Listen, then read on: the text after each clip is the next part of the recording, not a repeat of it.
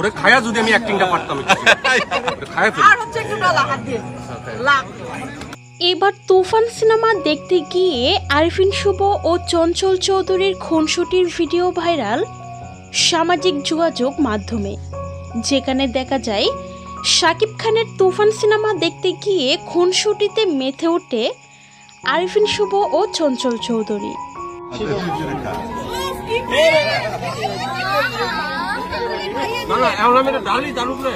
সত্যি বলতে আরিফিন শুভ ও চঞ্চল চৌধুরীর এমন ভিডিওটি দেখে সত্যি অনেক ভালো লাগছে।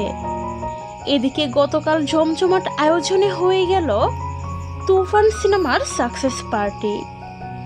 আর সেই সাকসেস পার্টি উপলক্ষে চলচ্চিত্রের এক ঝাঁক তারকা বড় পর্দায় বহুল আলোচিত তুফান সিনেমাটি উপভোগ করেছেন।